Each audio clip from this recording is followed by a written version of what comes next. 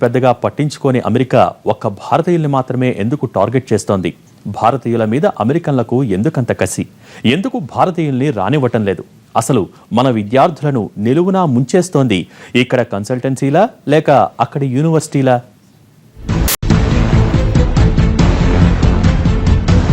అమెరికాలో ఎంఎస్ అన్నది ప్రతి ఒక్క ఇంజనీరింగ్ స్టూడెంట్ కళ. దానికి ఏడాది ముందు నుంచే టోఫెళ్లు, జిఆర్ఈలు రాసి తెగ కష్టపడతారు. ఆపై బ్యాంకు బ్యాలెన్సులు, సెక్యూరిటీ డిపాజిట్లు అంటూ నానా హైరాణ పడి ఎంబసీ చుట్టూ కాళ్ళరిగేలా తిరిగి స్టాంపింగ్ చేయించుకుంటారు. ఒక్కసారి స్టాంపింగ్ అయ్యాక ఇక యుఎస్ వెళ్లిపోవడమే అనుకుంటారు. కానీ ఇప్పుడు కథ మారిపోయింది. స్టాంపింగ్ అయినా అమెరికాలో ఇమిగ్రేషన్ అడ్డుపడుతోంది. ప్యారిస్ దాడుల తర్వాత తమ దేశంలోకి వచ్చే విదేశీయుల్ని క్షుణ్ణంగా తనిఖీలు చేసి వదిలిపెడుతుందనుకుంటే పొరపాటే. అన్ని దేశాల వారిని చూసి చూడనట్లు వదిలేసి ఒక్క భారతీయుల్ని మాత్రం అడ్డుకుంటోందన్న విమర్శలు వినిపిస్తున్నాయి. చాలా లిబరల్గా చూసి చూడనట్టు వెళ్ళిపోతూ ఉంటారు. ఇప్పుడు అక్కడ ఎన్నికలు జరుగుతున్నటువంటి నేపథ్యంలో అక్కడ ఉన్నటువంటి ప్రచార సరళి, వ్యవహార శైలి, అక్కడ ఉన్న లోకల్ ఓటర్స్ని వాళ్ళు కన్విన్స్ చేయడానికి పరస్పరం రెండు పార్టీలు కూడా ఇలాంటి వైఖరి అవలంబిస్తున్నాయి అనేది కూడా ఒక రాజకీయ ప్రచారం అక్కడ ఉంది.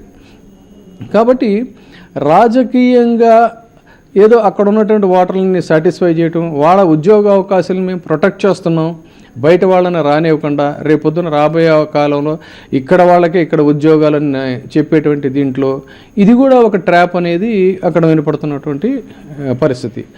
స్టూడెంట్ ఫ్రమ్ ఇండియా అనగానే వాళ్లను ఇమిగ్రేషన్లోకి తీసుకెళ్లి ప్రశ్నల వర్షం కురిపిస్తున్నారు. సమాధానం చెప్పడంలో ఏమాత్రం తేడా వచ్చినా నిర్దాక్షిణ్యంగా వాళ్లను రిజెక్ట్ చేస్తున్నారు. ఇదొక్కటే కాదు, కొందరు అధికారులు ఏ కారణం లేకపోయినా భారతీయ విద్యార్థులంటే ఏదో ఒక వంక పెట్టి తిప్పి పంపేస్తున్నారు. మీరు వెళ్తున్న యూనివర్సిటీని బ్లాక్ లిస్ట్లో పెట్టారనో, మీ ఫైనాన్షియల్ బ్యాక్గ్రౌండ్ సరిగా లేదనో, లేక వచ్చిన వాళ్ల కమ్యూనికేషన్ స్కిల్స్ సరిగా లేవనో ఎయిర్పోర్ట్ నుంచే వెనక్కు పంపించేస్తున్నారు. పోనీ ఇలా అందరికీ చేస్తున్నారా అంటే తమకన్నా తక్కువ నైపుణ్యాలున్న ఇతర దేశాల విద్యార్థుల్ని మాత్రం ఓకే చేస్తున్నారు. ఈ మధ్యలో ఏంటంటే చాలా మార్పులు వచ్చినాయండి. ఇమిగ్రేషన్లో వాళ్ళు గవర్నమెంట్ టైటన్ చేయడం అనేది ఒకటైంది. తర్వాత కొంత ఫ్రాడ్ కూడా మొదలైంది. ఆపర్చునిటీస్ ఎక్కువ కొద్దీ ఫ్రాడ్ కూడా ఎక్కువ అవుతుంది కదా. సో యూనివర్సిటీస్ కొన్ని ఫేక్ యూనివర్సిటీస్ స్టార్ట్ చేయడము, తర్వాత స్టూడెంట్స్కి రెప్యుటేషన్ లేని యూనివర్సిటీస్కి వెళ్ళి అడ్మిషన్ తీసుకుని వాళ్ళకి తెలియకపోవడం వల్ల కూడా కొంత నష్టం జరగడం జరుగుతుంది రీసెంట్గాను. వాస్తవానికి అమెరికాలో ఉన్న చిన్నా చితకా యూనివర్సిటీలన్నీ అడ్మిషన్ల కోసం కన్సల్టెన్సీలతోనే సంబంధాలు పెట్టుకుంటాయి. ఇందుకోసం కన్సల్టెన్సీలు ఒక్కో విద్యార్థి దగ్గర నుంచి 2-3 లక్షల వరకు వసూలు చేస్తాయి. ఇంత తీసుకున్నా కేవలం విమానం ఎక్కించడం వరకే తమ బాధ్యత అన్నట్లు వ్యవహరించడంతో విద్యార్థులు తీవ్రమైన ఇబ్బందులకు గురవుతున్నారు. ఇదొక్కటే కాదు, ఎక్కడి నుంచో వచ్చిన భారతీయులు అమెరికాలో డాలర్లు సంపాదించడం వాళ్లకు మింగుడు పడ్డం లేదు. ఇందుకే చాలా మందిని వెనక్కి పంపిస్తున్నారన్న విమర్శలు ఉన్నాయి. ముఖ్యంగా మ్యాథ్స్, సైన్స్ రంగాల్లో భారతీయులకు ఎవరూ సాటిరారు. దీనికి తోడు కంప్యూటర్ రంగంలోనూ భారతీయులు, అందున తెలుగు విద్యార్థులు దూసుకెడుతున్నారు. అందుకే అమెరికా అధికారులు తమ తెల్ల కావరాన్ని భారతీయుల మీద ఇలా చూపిస్తున్నారన్న విమర్శలు ఉన్నాయి. మెయిన్ ఇప్పుడు మీ biggest challenge students are not doing proper research. Mainly homework సరిగ్గా చేయడం లేదు.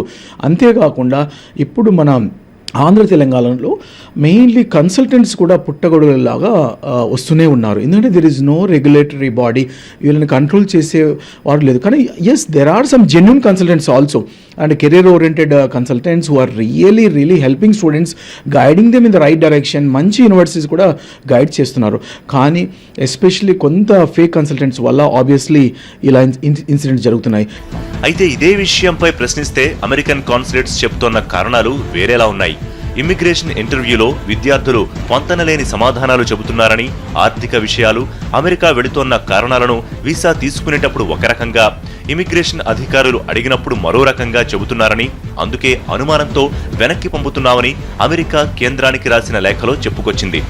దీనికి తోడు సోషల్ మీడియాలో ఫ్రెండ్స్తో చేసే చాట్స్, షేర్స్, లైక్లను కూడా తాము పరిశీలిస్తున్నామని, చాటింగ్లో ఎక్కువ మంది పార్ట్ టైం ఉద్యోగాల గురించే చెప్పుకొచ్చినట్లు ఎంక్వైరీల్లో తేలుతోందని, ఇలాంటి వారిని కూడా వెనక్కి పంపించేస్తున్నట్లు US embassy చెప్పుకొస్తోంది.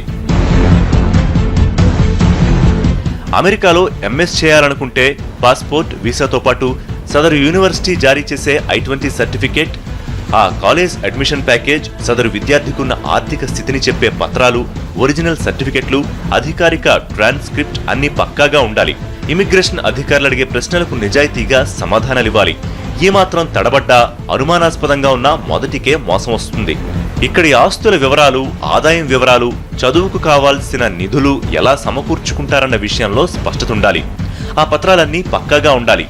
Visa security deposits rule ప్రకారం అకౌంట్లో 10-15 లక్షలుండాలి. 50 లక్షలకు పైగా స్థిరాస్తులున్నట్టు పత్రాలు సమర్పించాలి. కొన్ని ఏజెన్సీలు ఇలా అమౌంట్, పత్రాలు ఏర్పాటు చేసి భారీ మొత్తంలో కమిషన్ తీసుకుంటున్నాయి. స్టాంపింగ్ అయిపోయాక తమ డబ్బు విత్డ్రా చేసుకుంటున్నాయి. ఇది తెలియక చాలా మంది మోసపోతున్నారు. అరకొర పరిజ్ఞానంతో అక్కడేదో పని చేసి చదివేద్దామని అడుగు పెడితే ఇబ్బందులు తప్పవు. నిజానికి అమెరికాలో చదువుకోవడానికి వెళ్లి పార్ట్ టైం జాబులు చేయడం అక్కడి చట్టరీత్యా విరుద్ధం. కానీ చాలా మంది భారతీయ విద్యార్థులు పాకెట్ మనీ కోసం చిన్న చిన్న ఆఫీసులు, హోటళ్లు, పెట్రోల్ బంకుల్లో కొన్ని గంటలు పనిచేస్తారు. కానీ దీన్ని కూడా వాళ్లు సహించడం లేదు. అయితే సరైన పత్రాలుంటే అమెరికాలో నిరభ్యంతరంగా ఎంఎస్ పూర్తి చేయొచ్చు. కానీ సరైన అవగాహన లేక కన్సల్టెన్సీలను నమ్మి చాలా మంది ఇలా అడ్డంగా మోసపోతున్నారు.